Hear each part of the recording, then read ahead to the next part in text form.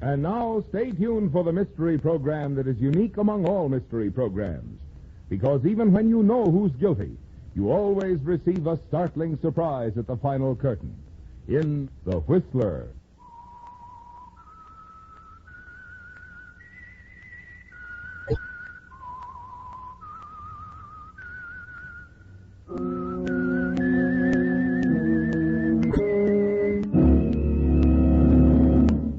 I am the Whistler, and I know many things, for I walk by night. I know many strange tales hidden in the hearts of men and women who have stepped into the shadows.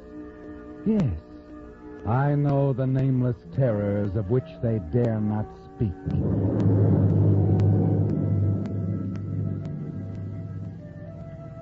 Yes, friends, it's time for The Whistler, rated by independent research the most popular West Coast program in radio history.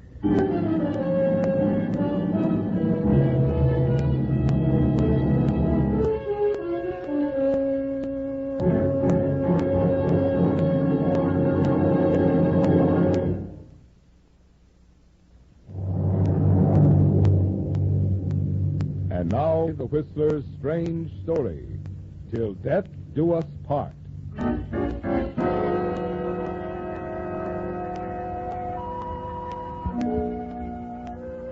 Roy Layton's quarters in the cheap boarding house were anything but inviting.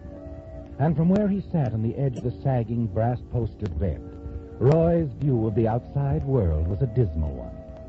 The assortment of unopened bills and collection notices in the nearby wastebasket held their grim message, too. They told him that he'd have to be moving on soon, change his address. The one letter he wanted, but had given up hoping for, wasn't there. Never would be, he reasoned. And the knock on the door, rousing him from his mental fumblings, could mean only one thing. The landlady and her oft-repeated demand. I'm back again, Mr. Layton, to ask you once and for all, do you have... The rent money. I know. You know that the minute I hear from my uncle... You've been saying that for months now. The minute you hear from your Uncle Morton in Mexico. Well, I'm tired of that, too. Tired of hearing of an uncle that, for all I know, might not even exist. Oh, you're so sweet. A real doll. I'm sorry about the rent. Now, if you'll excuse me, I'm going out to get a breath of air. Good night, Mrs. Fazackerly. I'd appreciate it if you'd fix the latch while I'm out. I'll fix the latch. I'll weld it shut. That's what I'll do.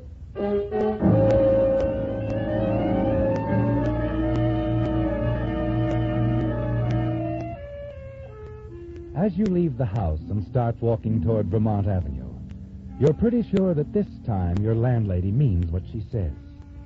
It's tough, isn't it, Roy? Things never seem to go right for you. You'd like a drink, then decide you'd better skip it. Conserve the few dollars you have left in case your landlady carries out her threat to lock you out. Then you remember Angelo's, a second-rate cocktail lounge a couple of blocks away, where as late as yesterday your credit was still good. But once there, you find things have changed at Angelo's, too. Mac, the bartender, is even slower than usual in coming over to you. Sorry, And kid. when he does... No dice. Huh? What are you talking about, Mac? I didn't even order. Well, I thought I'd save you the trouble. Angelo's has no more stuff on the cuff. But, Mac, I haven't run up a bill on him. At least not a big one. Yeah, Angelo knows that, but he wants to keep it that way. I'm sorry, kid. I just work here. I want to keep on working here. In that case, you better get busy and fix my friend a drink. Huh?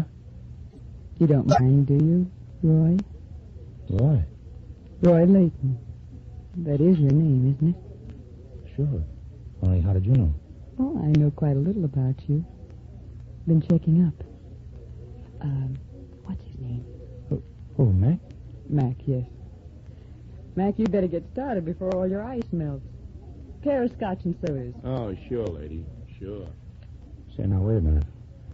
Why should a good-looking strange gal... Now, Roy, don't go saying things you don't mean. Besides, I don't have to be a strange gal. Not if you know my name. It's Linda. Linda McKelvey. So? So, don't you think it's kind of pretty? Maybe. Anyway, these drinks are. Set them down easy, Mac. Yeah. And since I'm drinking with a lady, trot out a couple of cocktail napkins. Okay. Thank you, Max. Skip it. To us, Roy. Sure. To us. Drink's okay. Very good for a place like this. You look like you could afford better. What brought you around? You. Me? Oh, sure. Now, look, lady. Linda. Hey, Linda, look, I'm just sitting here minding my own business. But unable to do any, huh? So that's my business, too. And mine. Roy, I've been checking up on you for quite a while. And you fit my picture very nicely. And, you do need $5,000. Yeah. I need $5,000. Oh, I get it. Santa Claus finally got my letter and he sent you to bring it. It's nothing like that. It's nothing altruistic. Big word. You are out of place here. So are you, Roy. I've got $5,000 that says you are. Going to listen to me? How can I help it? Go ahead. Roy, I'm used to nice things. Mm-hmm. To be crass, I like money. My share, I mean. Maybe even a little bit more. I guess I'm just not a very nice person. Not many of my friends are. But I'm still listening. Fair enough. Oh, how about going somewhere else, huh? My car's parked outside. Okay, lady. Linda. And you'd better get used to it.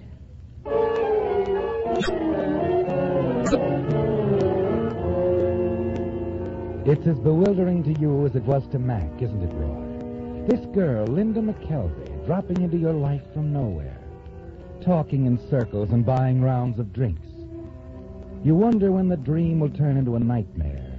When she's going to give you the name of the bank she once held up. But it's nothing like that, is it? And sitting beside her in the car, you finally get the complete picture. It's a little fantastic. You want her to repeat parts of it, and then it's all quite clear. You really mean it? You want me to marry you, and you'll pay me $5,000? Well, now, is it such a difficult assignment? No, but... But you still can't see why, huh? All right, I'll run through it again. As many times as you want to hear it, Roy. I've got to have a husband. A legal, honest-to-goodness man about the house. And you've got to have him, me, by this certain date you mentioned. Yes, my 25th birthday, 2 months from now. It's all simple enough. My late uncle was eccentric. Narrow-minded, opinionated. And rich. Very rich. According to his will, if I marry on or before my 25th birthday, I inherit over $250,000. And if I don't, everything goes to charity. And you are your favorite charity. I certainly am. But why me, Linda? You could have lots of guys. I don't want lots of guys. Oh, now, wait a minute. You don't know me for madam. All right, Roy. I'll tell you the truth. I love someone else, but I made the mistake of falling for a married man, and his divorce won't be final for 6 months. That's too late to meet the demands of the inheritance. Oh, that's different. You want to eat your cake and have 250 G's. Well, something like that. Well, Roy? I marry you, we make it look good, and then later we get a quiet divorce. Exactly. You're $5,000 richer, and nobody's the wiser. Once I've got the money, there's nothing anybody can do about it. What do you say, Roy? I say I wish I had a rich uncle. Mine, he doesn't even answer my letters. Yours leaves you $250,000. Why, that $5,000 will give you a new start in life, Roy. And until we're divorced, why, you'll dress well and live quite comfortably in Mr. and Mrs. Roy Layton's apartment. Well, must I on bended knee? Find the preacher, honey. I'll do anything for money. Flatterer.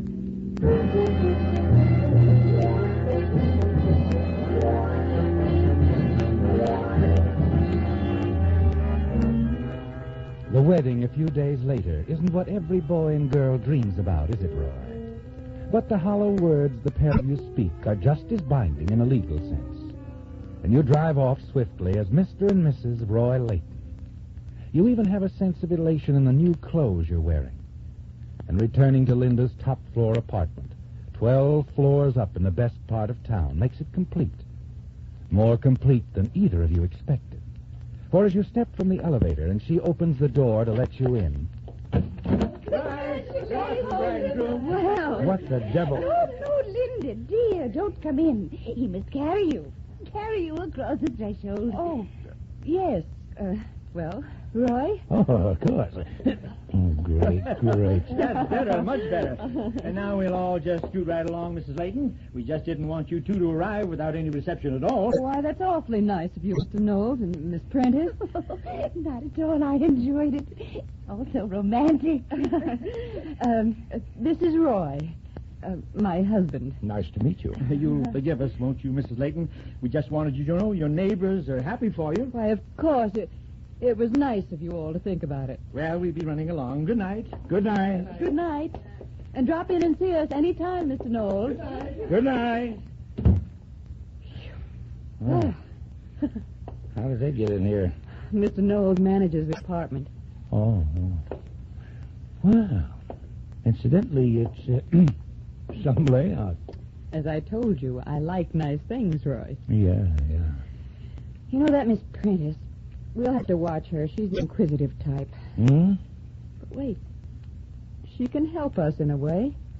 Her balcony adjoins this one. It won't hurt a bit to let her see us out there once in a while looking over the city. My arms around you, a few fervent kisses. That the idea? Just for Miss Prentice, yes. Well, anyway, this beats stevedoring in Frisco, working in the Oklahoma oil fields, digging around Mexico when Uncle Mort was wildcatting. Well, make yourself to home, Mr. Layton. Okay, Mrs. Layton, I'll do just that.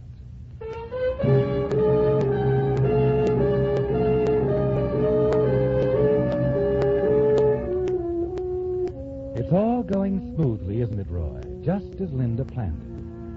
As the weeks go by, you meet other people in the apartment. People Linda had met before she married you. They seem to like you. And most of all, they approve of the match.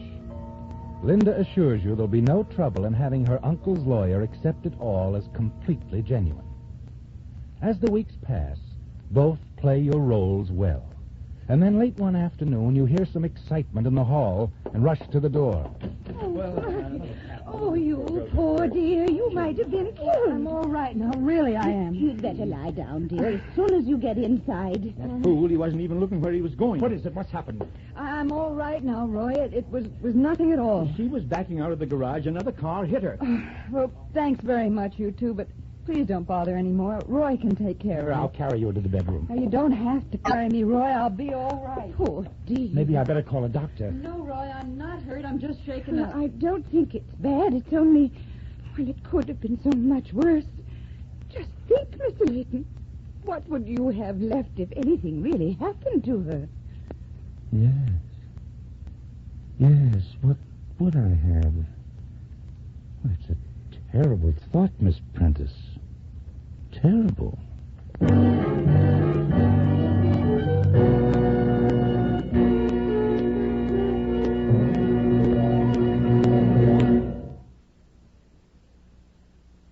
Now back to the Whistler.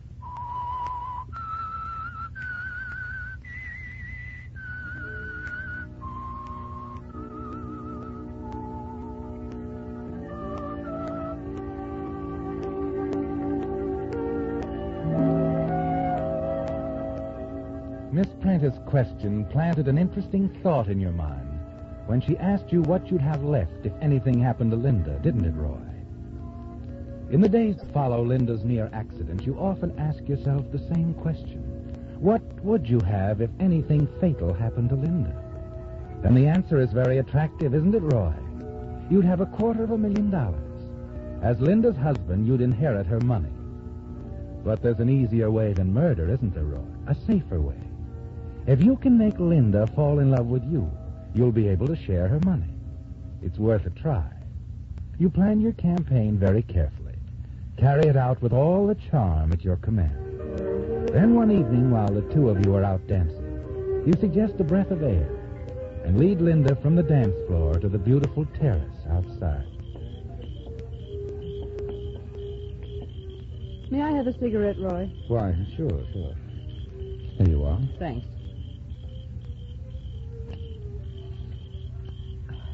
Thanks again.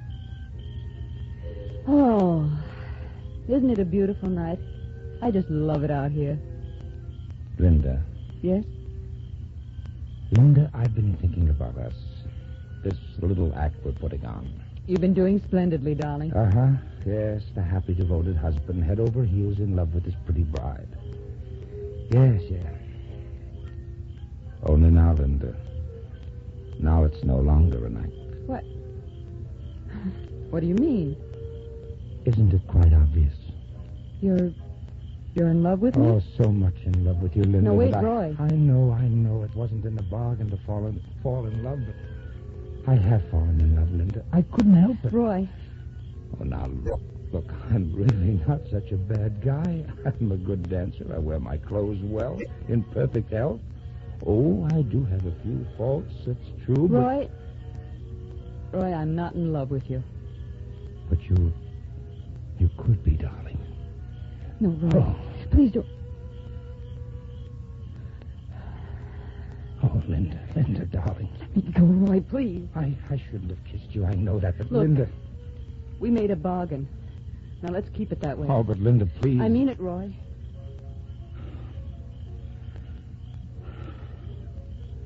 Okay. I'm sorry, but that's the way it's got to be. Yeah. I'm sorry, too. Very sorry.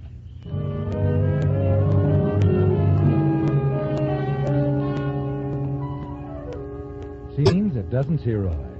And you're certain there's nothing you can do to make her change her mind about the divorce. There isn't time.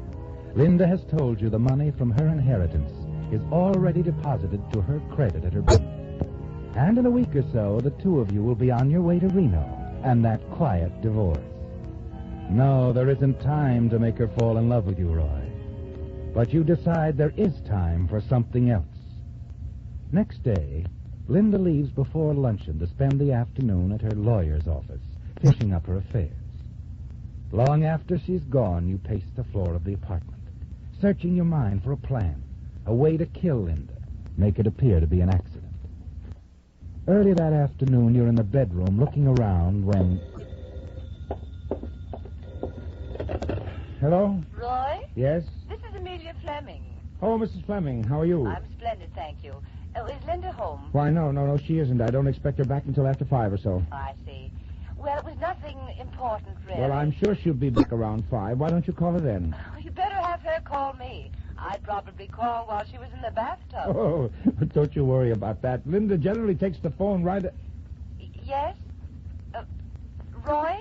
Oh, yes, Mrs. Fleming. I'll tell Linda you called and have her phone you. Oh, that's fine. Bye.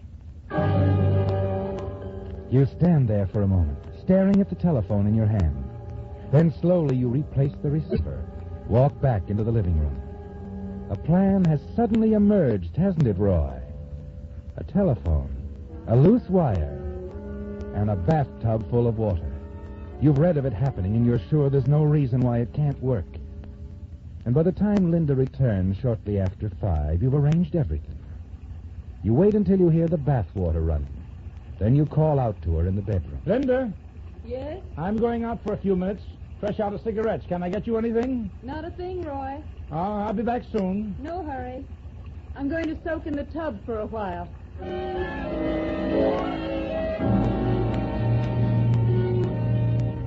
You walk down to the corner drugstore. Wait over a cup of coffee for 5 minutes. Then you step to the phone booth. But there's someone inside. You look at your watch and return to the counter. 5 minutes go by, and then 10. And then the booth door opens, and the woman who had been monopolizing the phone walks away. There's still time, isn't there, Roy? You're certain of that. Linda will still be in the tub. The phone on the stand within easy reach. When she answers it, the loose wire will pull away from the receiver and fall into the tub of water. Hello? Linda? Linda? That does it. Slowly, you walk back to the apartment. But instead of going on up to your apartment on the 12th floor, you stop at the manager's apartment and ring the bell. Yes? Oh, Mr. Layton. Mr. Knowles, I wonder if you'd do something for me. Of course. Well, our refrigerator's been acting up a bit lately. I'd like you to have a look at it, if you don't mind. Be glad to, Mr. Layton. I hope I'm not taking you away from your dinner. Oh, no, nothing like that. Come on, let's go up and have a look at it, eh?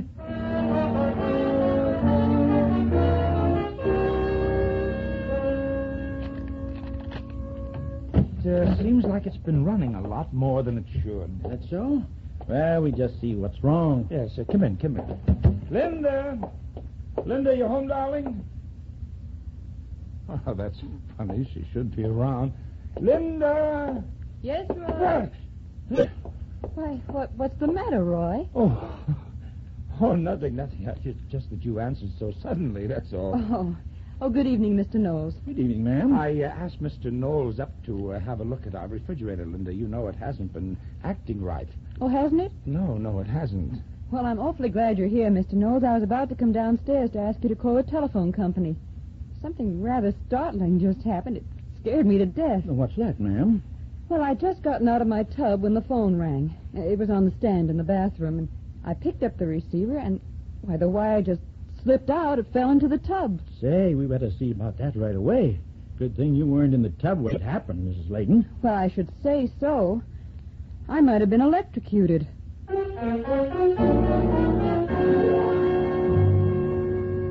It didn't work, did it, Roy? And Linda is still very much alive. Somehow you managed to cover your disappointment, act properly concerned over the near tragedy.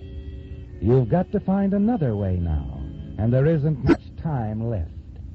It's after dinner that the idea comes to you. Perfect, isn't it, Roy? And this time you'll make certain. While Linda is busy in the kitchen, you slip out onto the balcony, take a wrench, and loosen the bolts on the handrail.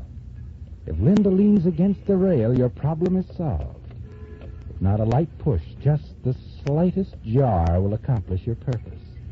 And Linda's money will belong to you. At the sound behind you, you drop the wrench into the flower box and straighten up. What are you doing, Roy? Oh, nothing. Just looking for my cufflink. I must have dropped it here somewhere. Oh, Roy, I meant to tell you.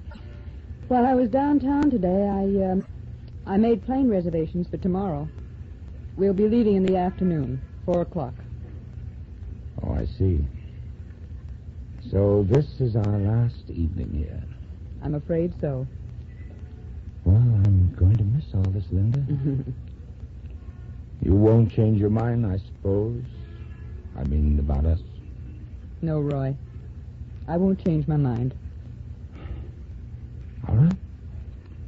Well, say, how about a drink out here on the balcony, huh? One last look at the city of Los Angeles together. Why, Roy, I think that's a wonderful idea. All right, you just stay right here, Linda. I'll get the drinks. Our farewell drink.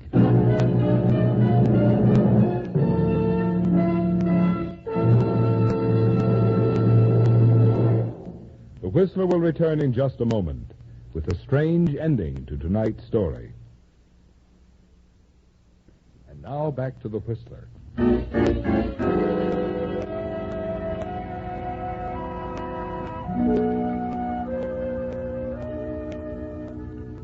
There's little question of the suspect's guilt. To Police Lieutenant Cosgrove, it was a clear case of murder. The victim had been deliberately pushed off the 12th-story balcony.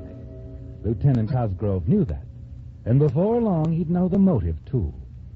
As he paced slowly back and forth in the small room at police headquarters, he felt certain that a full confession was close at hand.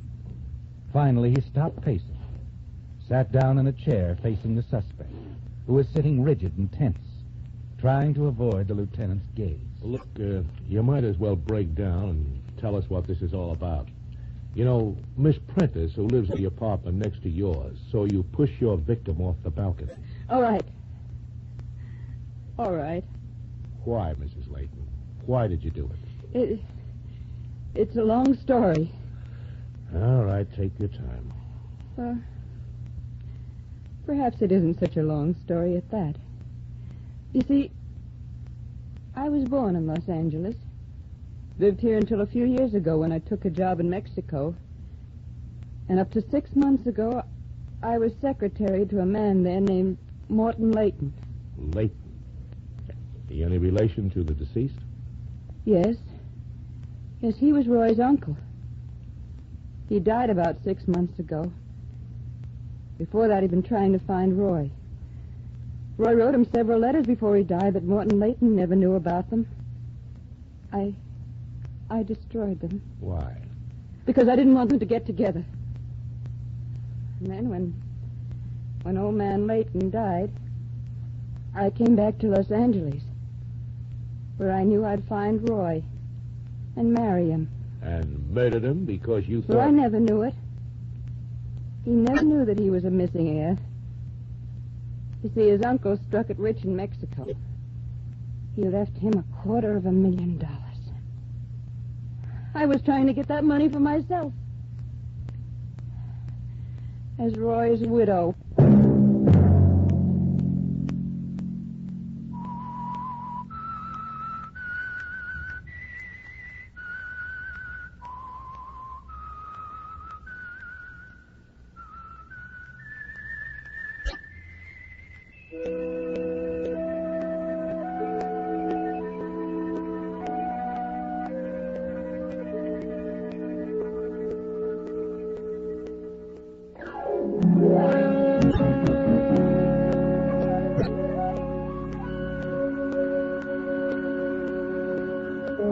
For The Whistler, composed and conducted by Wilbur Hatch, and is the property of Herman Music Incorporated, ASCAP, Hollywood, California.